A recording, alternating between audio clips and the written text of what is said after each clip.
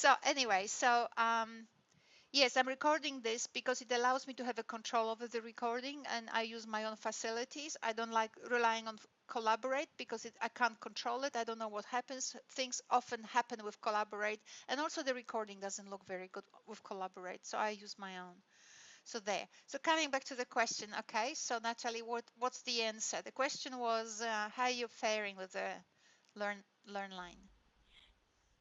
I've got no problems with LearnLine. I have used it previously before for my No, I mean Indonesian with the unit. materials. I mean with the materials of the The unit. materials themselves are very similar to stuff I've read previously when I did my teaching degree, and I've had no problems with the units. They make the readings make sense to me. There's no issue with them. It's quite useful information. Same with the videos too. Okay. All right. So the assignment one, not so who was talking now? Paraskevi, right? Who was talking? That's Paraskevi. right. Okay. Yes, So that would not be me now. Okay, so the thing is that I've printed everything out and I've watched the videos and I've done some of the readings, but I haven't gone very far along because I'm kind of bogged down with other subjects, a massive book that I'm doing for literature, which has to get in by the end of the week. So I'm hoping to catch up oh by the yeah, end of this there week is with this no as there is no well. drama here. Um, so the assignments, right? The assignments for our unit. I'm just looking at them now. What they ask us to do is to design a learning resource, and I'm just gonna open it for my own curiosity because I haven't seen that for a while. And there are things like this description of a teaching and learning context. So it's you have to create a website. No, designing a learning resource. Is it what it is? The first thing, designing a learning resource. All right. So that's what it is. So how do you understand the learning resource? What does that mean?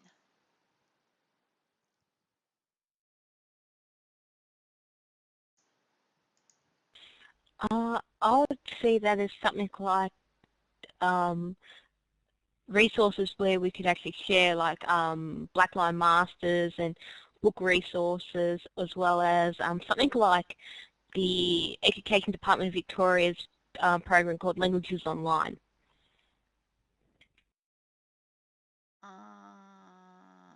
I don't know what that means. Sorry. I don't know what that means because it's obviously it's not something I had in mind. Okay, so let us have a look what the description says. Okay. So a learning resource for teaching load. So description of the teaching and learning context. It's just basically for whom it is. Then pedagogy, principles of lesson sequencing, task, activities, resources which support students in learning their respective load. So the bullet point 4 is the key bullet. It's where students actually might either go wrong or might misunderstand it. A choice of appropriate task, activities, and you see, you have to create resource. You have to create, you are asked, you are requested to create a resource using resources. Have you actually read it, or are you actually able to say it? I'm sorry, I don't know where you are. I don't even see the bullet you're talking about. Okay, And if you lean on the I'll page, just get that. I'll just get that. It's all cool. I'm just gonna. I'm looking for it as well at the moment. I'm because there's a just. blank page on the screen. Yeah, there is a blank page because I'm looking at actually. I'm just trying to find out how to type it. Is, is Okay, this in the unit information? that is in the unit information, but actually the description of a task. Can you see it on? I'm just made it really small for some reason. I'm just gonna make it larger now, if that actually allows me to do that. I don't know how to actually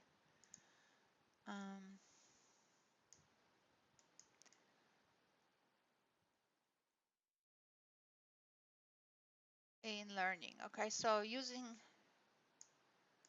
Okay, so the idea is to create a resource, and in this description, which is a little bit big, so I'm just going to make it even smaller. This is ridiculous. It's really hard with this editor. Let's have a look what happens here. And if I click here, can you see it on the screen? You should be able to Yes, see it on the screen now. Yes. So, yes, in so one various is, sizes. yeah, so one of various bits. So they're all the same, just different fonts. So I'm just trying to get the font. So if you can see the small font, that's just about it. It just has, so what you need to do is, so the unit requests for students to create a learning resource that supports students in learning load. And one of the, and there are bullet points actually identified in the description of the task, of the assessment task. So if you go to on LearnLine, won't do it now, but if you go to on LearnLine to assignments or assessments, and somewhere if you scroll to the bottom, it says you have to click here to actually understand what's involved, to have a and it takes you to a PDF file. Has any of you been there? I haven't. Yeah, so that's all right. It's early in the year or in the semester, so that's okay. So the first statements about what assignment 2 involves are pretty straightforward. You have to identify the context in which for which you produce your resource, your learning resource. So you might do it primary school. I don't think it's a secondary. You only probably have primary school, particular classroom, and you specify as much as possible. So these are self-understood tasks, but the bullet point 4 says a choice of appropriate task has to be done, activities within the task, and resources which support students in learning their respective load, right? So you're creating a resource by using resources, which is quite weird, but that's how it is. So the concept of resource itself needs to be clarified. Otherwise, you might think that it might be the same as Department of Education or whoever produces it, and I don't know what they do, but it may not actually be the same thing. By resource, so by resource, I mean, so the key in this bullet point, the key aspect is actually support, the key word. Right? So your students will be learning, they will be in the classroom, they will be doing some work. And from my own experience, the concept of support, maybe in load it's better integrated than in other units, in other subjects like literacy, but the concept of support is totally misunderstood. And I think that I would like us to actually, through these collaborative sessions, discuss things that you find problematic or intriguing or exciting about load pedagogy or questions you might have. But also I would like to discuss the assignment bits, because the assignment criteria might take us to the questions of how to do it as teachers in classrooms. So these bullet points, which I have actually pasted here, like, I don't know, 4 times to match the font with the width of the screen, it does contain the word support. And from readings, I have a feeling that from the readings we have there, you might not actually, I don't know what readings are there, I forgot actually, but I think some readings will be more useful and some readings will not contain, like, I don't think that the text by Kumaravadivelu will actually contain the concept of support. What they do, and I call them because obviously I am one of the key figures in Load, and so is my ex-husband and some other people around me. But there are other people who do things in kind of different ways.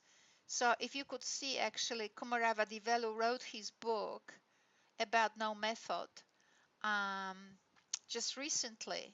But I'm old enough to remember Kumar Vadivello doing his PhD in 1993 and being very much in cognitive science, where he wanted to find the order of acquisition and we should be teaching according to this order, all kind of stuff which is unreal from the perspective of a 21st century science. But back then that's where they were. But they were there. I wasn't there, and some people around me weren't there. So what happens, because the field of load and ESL is so much influenced by these cognitivists who were actually working with concepts of universal grammar by Noam Chomsky, and that was what, the 60s or the 50s. So that sort of spilled into the all the way to the years 2000, because the field was actually infiltrated by these people. Both ESL or TESOL and load have been quite damaged, and the concept of support is hardly ever there.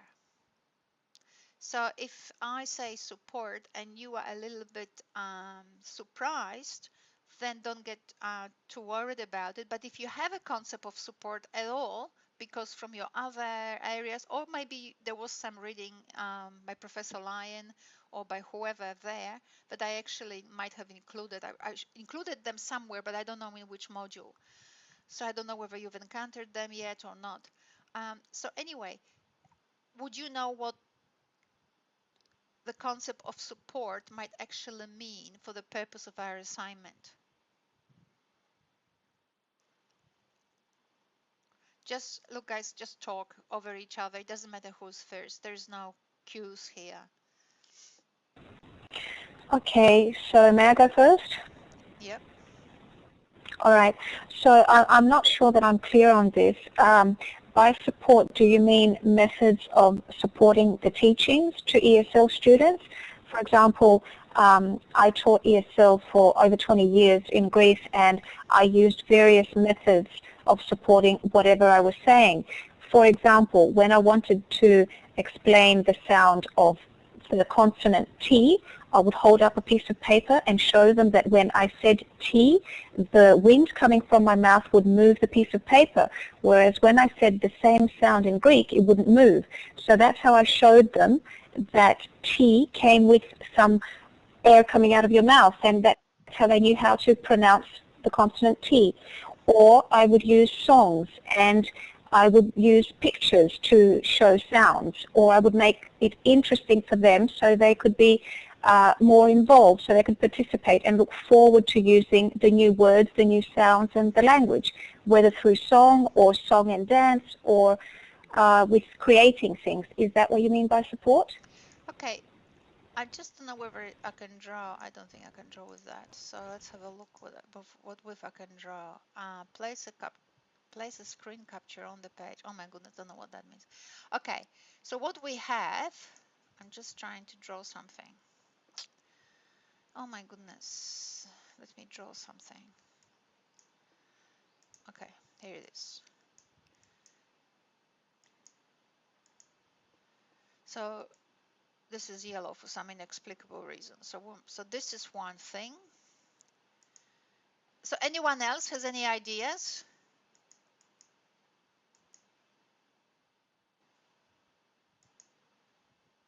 about support? The support you give the students in the classroom when teaching.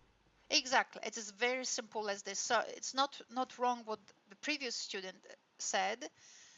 Sorry, I didn't watch the name. Was it Paraskevi who said it? I can't remember. Yes, Anyway, it was me, Paraske. yeah. I'm sorry, I didn't hear what Natalie said. Okay, Natalie said again. It was, sorry, I said it was the support we as teachers give students in the classroom when teaching load. So that's what I think it is actually. It's very simple. So you mean psychological support? You see you see how hard it is to actually identify it, because especially if you taught ESL, that's gonna show now. Because what will happen is that you have particular knowledge and practices embodied in you, that now what we will have to do is to actually reorganize some of them, because while it worked and did great job, probably we can actually probably add to it and reorganize it a little bit so that so what we have in education typically, doesn't matter whether it's loud or not, we have particular principles of teaching, right? So both of you are, all of you are here involved, I mean, pretty uh, across this. So we have things like role of the teacher. We have something like a role of the learner. Then we have, I can't make it bigger. This is somehow not working. Oh my goodness. Any idea how I can make it big? um, okay, so we have role of a teacher, role of a student. Then we have, what else do you think we have? Um, what else do you think would be a role of a teacher? Then it will be experiences. So role of a teacher will be basically experiences to be provided for the students. I would take the role of the learner and put it on the top because we are nowadays stressing learning ahead of teaching. So role of the learner. So what's the learner to do in your class? This is still not abstract enough. Let's call it, what is the job? What's the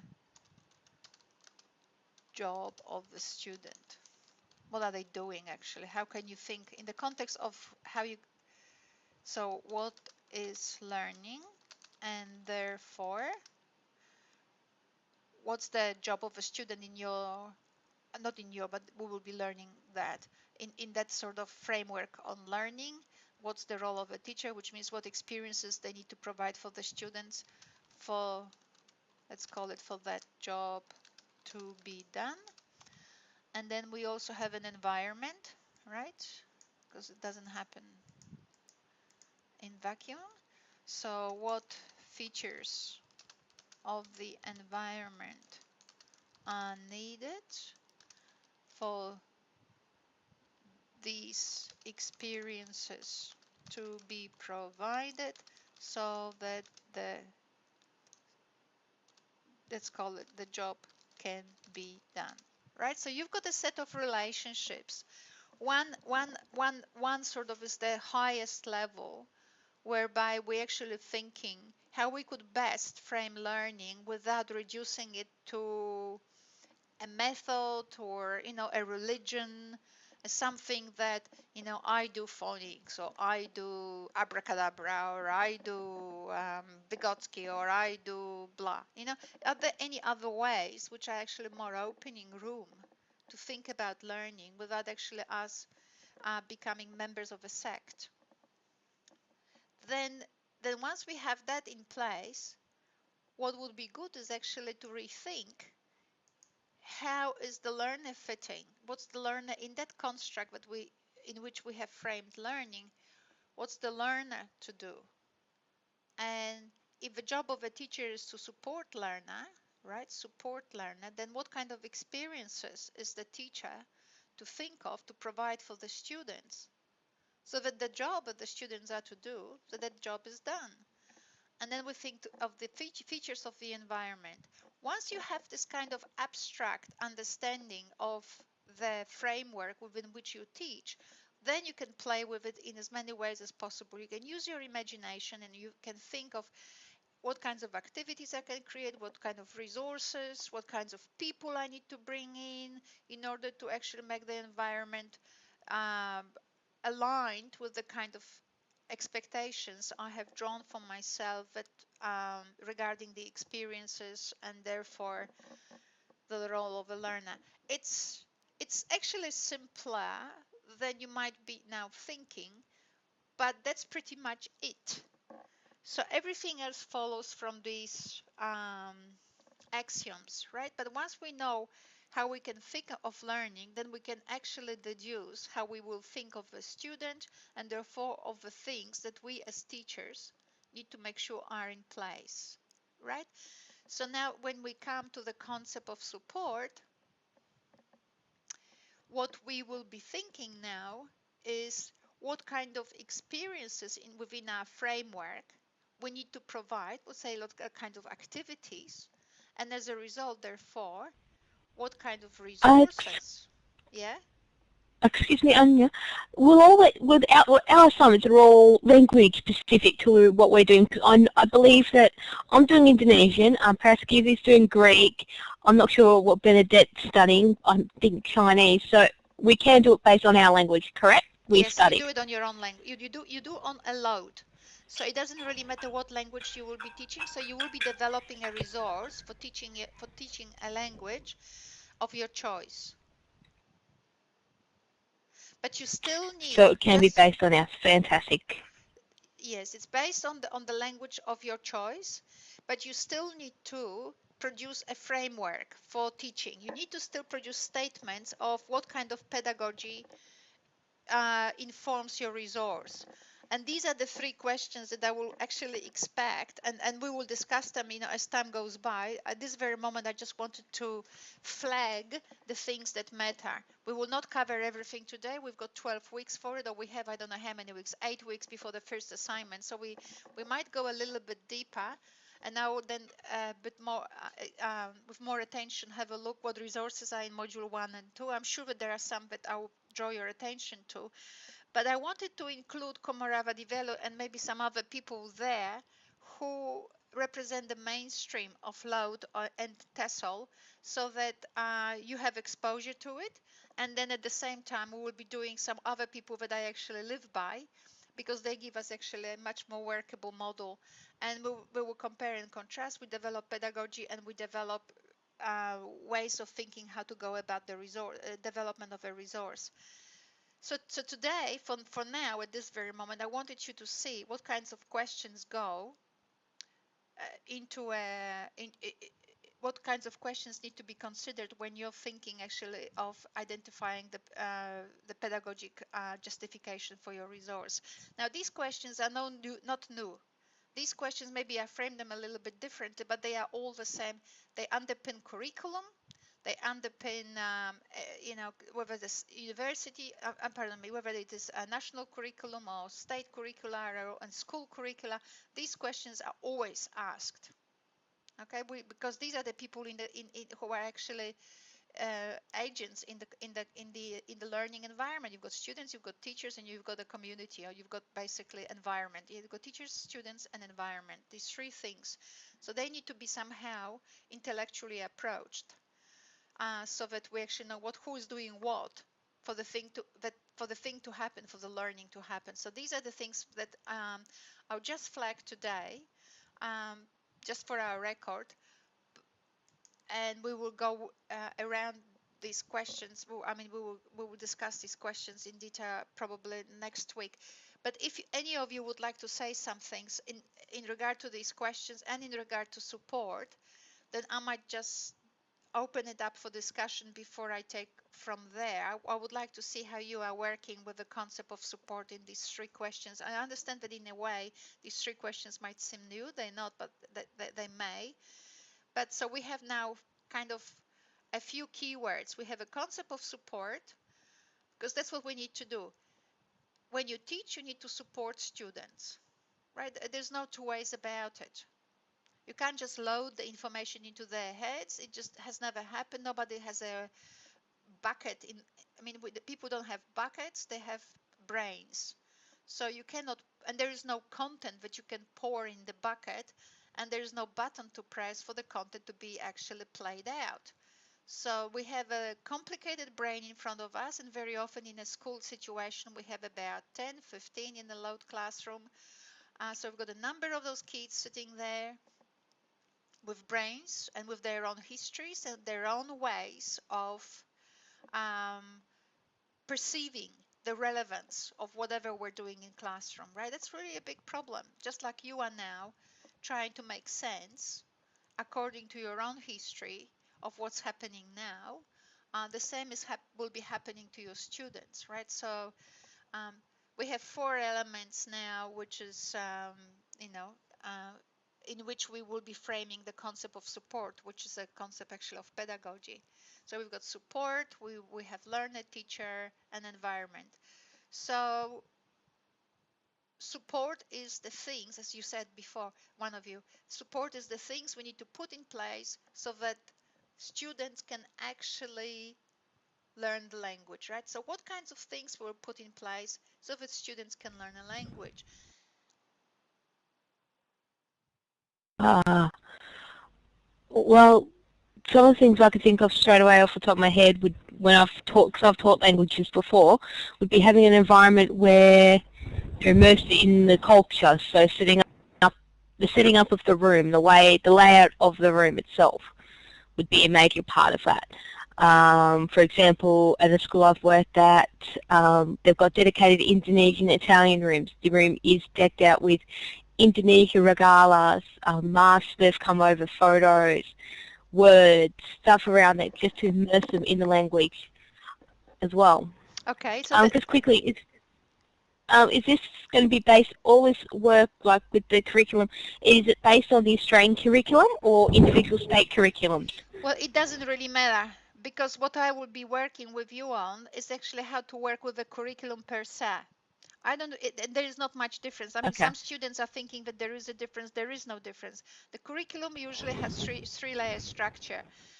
The Australian curriculum has these three cross-curricular priorities, which is sustainability, Asia connection, and indigenous knowledges. And then underneath it, you have the general capabilities, and then only you have outcomes for each of the years, right? And what happens is very often the students in literacy that I teach, they think they will just focus on the outcomes for each year, but it's actually incorrect. What needs to happen, you will develop your resource in relation to the outcomes for the year, and you might have quite a range, but then you will work with these outcomes in relation to general capabilities, so that you cannot say that I'm doing this resource so that students develop social and personal capabilities. They also have to have an intercultural and ethical and critical thinking and creativity capabilities as well. So as you can see, the design of a resource, even the thinking of the design of a resource has to be created in such a way that we actually have links between the outcomes for the year or for the particular chunk of the semester or chunk of the unit of work, and then they have to be linked now in with to general capabilities, so that you will see how much needs to be involved for for you to think how much support a particular, say, unit of work will require, or say five lessons or 10, I don't know how many, doesn't really, I don't know whether I specify or not, but say five maybe, So basically a specific support that a specific resource you will be creating will require a justification of what kinds of things, in what way are you actually engaging, how you engaging the outcomes specific for the particular semester or particular time period with the general capabilities. So if you once you understand what you engage, then you can actually then problematize what these things will require, what kind of support, so that actually the learning resource can work with the students in classroom. So, for example, like if we had an idea of pronunciation spoken here about, which is the teaching students the concept of aspiration, I think it's exquisite. It's very good. It's gonna be very funny when you actually teach Indonesian and you have to make people, English people, to actually stop aspirating. That's really funny, isn't it? It's actually probably harder. Pronounce T without actually blowing air. Anyway, so that could come up under pronunciation, and we will actually play with it, or try to actually work with the concept of pronunciation in a more systematic way, so that we could understand that pronunciation, while explanation is great, the practice is different. Like, practice explaining, you can explain to me as many times as you wish how to pronounce things in English, and there might be other principles that will help me to be um, comprehensible, that we might need to target, which might be more helpful than any explanation that focuses on individual sounds alone. Just for your curiosity, if you actually studied phonetics in depth, you would find out that sounds don't exist. And this is really, really, how can I put it? Um, destabilizing in a sense, because there it is. We write them, so how come they don't exist? Because sounds are waves, and they are frequencies. And actually, if you do a spectrogram of any sound, you will find out that as you pronounce any vowel or any consonant, you pronounce all the frequencies of every sound at the same time. So if you say loud and you say O, when you said O, you actually, the sound O contains all the frequencies of every other vowel. E, O, U, all of them are there, because O is not O, it's frequencies.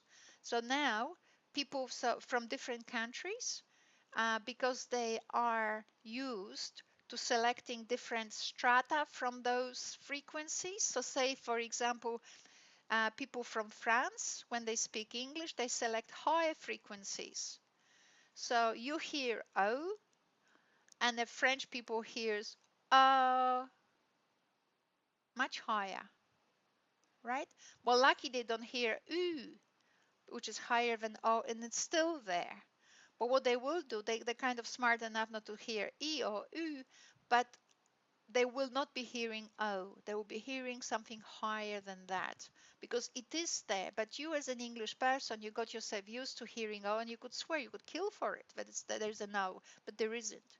If you actually do a computer spectrogram of it, you will find out that there's every vowel in it at the same time.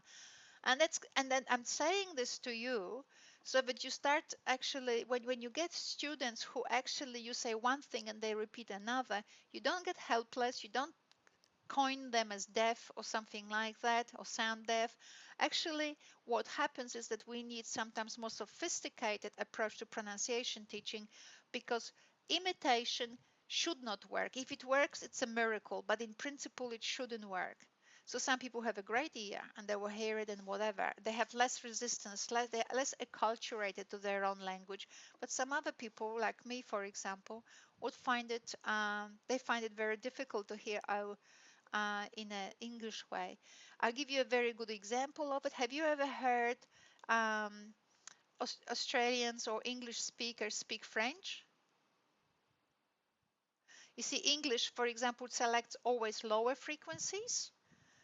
So say merci by an English person, it turns into mercy. Or the famous word which gives a lot of English speakers difficulties, which is booze, very high ooh. And what happens to the poor English person? It's a booze, booze, buzz, right? Very low, because English language is low, selects low frequencies, and it's very relaxed, very relaxed. And in English, we pronounce things very slow and long. I don't know how many. Indonesian doesn't have these tendencies to prolong things as English does. I'm exaggerating them, of course, but we in English do that. But in Polish, or I believe in Indonesian is the same case. In Italian, they're very much staccato languages. You know, that everything has this beat, right? And I think the point that we want the environment to be as authentic as possible is really good, because if we actually work with students with materials and with language which is produced by native speakers, people very quickly get adjusted to the beat of that language. But if we expose them to low, slow, and artificial, they will be learning low, slow, and artificial.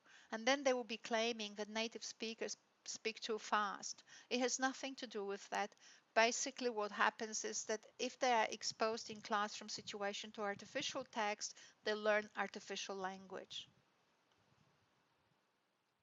See how nice it is? So support is basically about everything in the context of teaching a language or teaching anything, but anything in the context of teaching a language is about providing support. right? We're supporting students. We're not teaching them, we're supporting them in learning. And we'll be thinking of activities, resources, but actually enable children to do that job, to actually, and the job of a student in a language situation is basically to use it appropriately for for the things that they, in order to in for the impacts they want to actually exert, right? So they use language in variety of contexts and in a way that if we translate to them into English what they just said, they don't get read, right? So we want them to act according to their status, according to their maturity, and according to their desires of how they want to actually come across.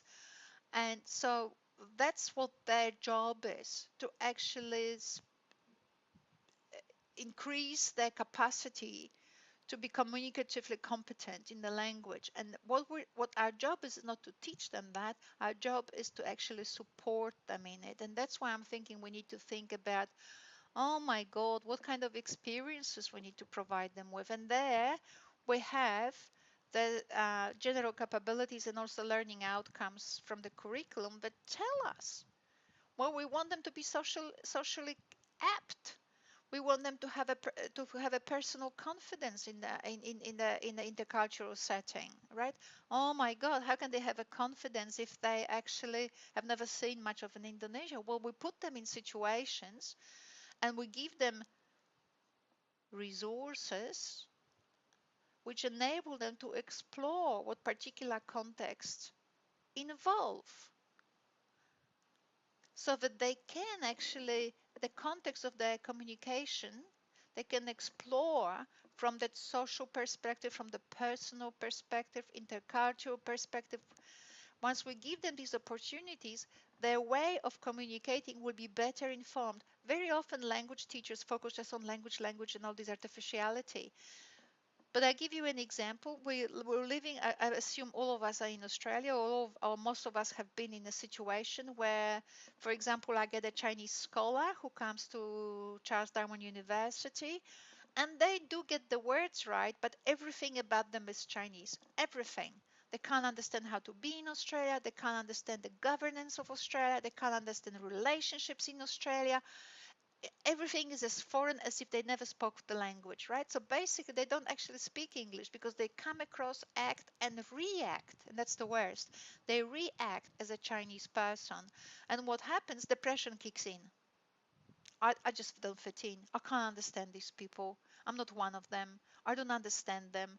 In fact, I don't think they're very smart, those Australians. I just look at their jokes. My mother produced that one when she was flying first time to Australia. They were showing on the plane, they were showing Mr. Beam. Well, my mother was convinced Australians just below the mark, because how could they actually laugh at that idiot? And then I said to my mother, was it that guy who's blah blah blah? And my mother said yes, and I started laughing. So my mother, with in horror, looked at me like, "You're one of them," right? But there are reasons why we find Mr.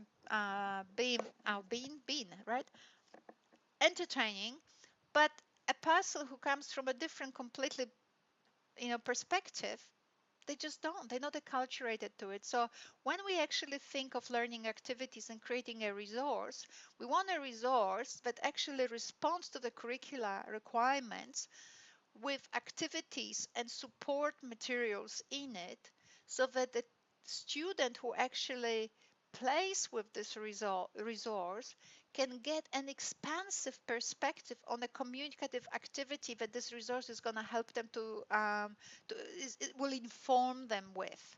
Right, so we want it expansive. We just don't want.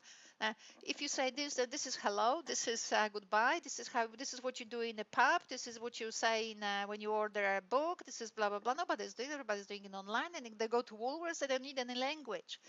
So it's not about dialogues, and I'm not saying dialogues are bad, but for everything has its place. So we need to think how, if you want role play, if we want any of those things, where do they belong? I'll certainly give you some examples next week. how and of projects of students who are actually working with me, so that you can actually get a pretty good idea. But I want you also to, maybe as you read through LearnLine or watch some YouTube videos, to start developing your own ideas about it. But right now, from the perspective really, with the notion we're not there to teach, we're there to support learning, right? And from here on, the world becomes a big adventure if you take it on. But if you take it as a teaching, it becomes a nightmare. Oh my God, what am I gonna put into their heads next? Oh my God, what am I gonna do? I'll just take this textbook. There was a joke made by Mark Twain that nobody in France spoke intermediate French. I don't know whether you get the joke, but basically what happens very often, people are taught beginners English or beginners French, beginners this, so the language is disabled and kind of artificial and all of that. And that was fine in the era when we didn't have technology, when we didn't have immediate access to materials as we have now. Authentic resources were not there. The only authentic resource in the past you might have had was maybe a newspaper or a brochure that someone brought from Paris when they went on a trip, or from Bali, or from anywhere, right? So that these were the people used to travel. Language teacher, as I said, I'm old enough to remember, people used to go to bloody some other foreign country, and like normal girls carry their clothes. The language teachers were carrying suitcases full of materials to bring it into the classroom for students to actually see what Indonesia felt like, or Germany, or France, because there wasn't any access. Now we have it. We have everything. So now what we need to add to it is a dose of imagination. That's my motherly talk for the day. Anyway, what do you think? Is that any of your feelings at this very moment? This is just an introductory class we're holding, so it's nothing to be too terrified about.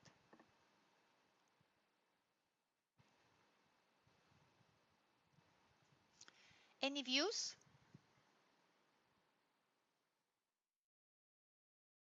Are we silent? Uh, this is this is trying to remind me. It's just remind me a lot of when I did my bachelor's degree. It's very similar to all the stuff I've looked at already. That was all. Are we having lectures every week? Are we? I thought they were every 3 weeks. By your message on Did I make it every the 3 weeks? announcement. I might actually make them every week, because I just want to carry this Yep. course to success. I just think that it's a little bit new, and maybe I was a little bit too optimistic. I think that we need to sort of develop those resources in negotiation with one another, so that you feel supported and I have a peaceful mind that I've done my job. I am just feeling Yep. that um, if I sort of think that it's all easy, we might actually not get it right. And I don't want you to be sort of feeling that you're alone. So I think we're just going to do it every week. Might I ask something? Yeah. Is there any possibility that we could have these weekly lectures on a Thursday? Because this is back to back to another 2 or 3 hour lecture that I have. So I'm just wondering. I've got another, like, I teach quite a lot actually. I've got literacy, primary literacy on Thursday night, and I've got postgraduate students on Tuesday night. So it's kind of like weird now. Friday night I don't want to teach, and Monday I don't know what I have. I can do it on Monday Okay. probably. Okay, no, Thursday would have been good, or we can leave it as it is, I guess. Friday would be really hard for everyone. I mean, imagine sitting here talking to Anya Lyon when you could be anywhere on Friday at 5 o'clock p.m.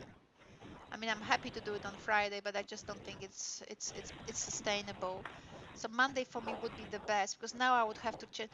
We have 5 of us here in this unit. There's one person missing, so we're 5 or 6 in this unit. The thing is, it's harder for me to move 90 students from the primary, or 100. I don't know how many of them. I start with 120, but God knows what happens to them as they go. But so say moving 90 or 100 students from the primary literacy, it's gonna be harder, because I'm already committed Okay. to that. I didn't teach them last week because I was sick, but yeah, I'm starting with them tomorrow. So we're having this every week? Yeah, well, you don't have to come for every week because the lectures will be recorded online. So I will give you a link, so they will be accessible via a link. But yeah, I would like to have them every week. I just feel that Okay. we need it. This, What's your feeling? I feel that we need them every week. For 1 hour, I mean, what does it cost I, us? I agree about every week, but Wednesdays still. I'm looking at, and it looks like Bernadette would like Wednesdays because she's got classes on Mondays as well. Online? Yeah, and I'm working full time next term. I'm out. I can't do Mondays really. I'm going to be struggling to get back, Yeah. especially when daylight savings hits Mildura, yeah, Victoria again. So I would, unfortunately, I'd rather prefer Wednesdays myself. Yeah, I think we're gonna still Okay, stick. but Yes? could we do it earlier in the day then? Well, up to everyone else. I don't mind. Like, could we do it, say, I don't know, 12 to 1 or 11 to 12 or Uh, 1 to 2? I'm working, teaching. I'm going to Okay, be at school, and so that's okay. why I'm doing external and I was doing it online because unfortunately I'd prefer it to be this time at night. This is actually a really good time for me One of the as reasons we well. Okay, have, let's Sorry. leave it then. yeah, one of the reasons why frequently you will find that a lot of units are run actually in the late afternoon, it's because to make room for people who do these education units and who are actually teachers or working somewhere, so they basically become free now. So a lot of our work, postgraduate work also have, I mean, all of my online courses, I think are at 5 p.m., all of them. I just don't have a choice. I would love to cover them all at 9 o'clock in the morning. I would love to and have a whole day for myself, but I actually do other things and then I just come online at 5 for that very reason. How much of the materials do you have to do with pedagogy? Because I'm not a teacher. I'm doing load first, and then I'm thinking about the teaching bit. I think because one of our people actually is working, I think we will stick to 5 o'clock.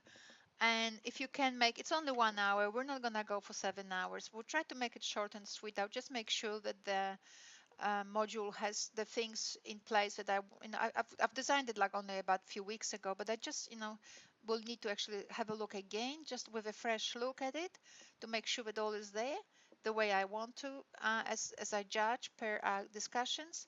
And yeah, and we'll just go gently through this design of a resource. And I think we've covered quite a lot today.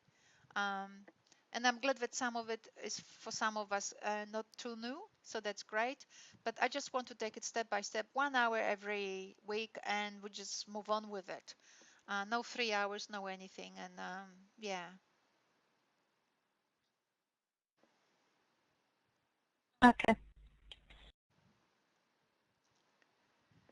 All right. So, any questions for the day today, and or do you have enough in your mind to now think about as you might or might not start thinking about assignment one? Do you have enough to think about? Do you have enough of sort of key points to hold in your mind? Well, you certainly got me thinking. Yeah. So these are the sort of, Plenty to think about. yeah. All right. So we have particular things. It doesn't look like a lot, but it's pretty good. That's enough for the day. And we will take it from there next week. And meanwhile, just try to answer those questions, which is just for yourselves if you can. How can you think of the concept of learning without necessarily marrying any method? But how can we think about it in a more sort of expansive way, and therefore what implications this perspective has on students, the teachers, and the environment? And that would be really good. And I would like you also to see that a lot of the YouTube materials are produced for literacy. Some of them probably are for ESL as well, but for literacy. Now, these are conceptual material. These are conceptual videos, so we can use them for loud as well. Um, there will be a lot of use of technology because it gives us lots of opportunities to manipulate text and work with resources and create resources which we wouldn't have had otherwise.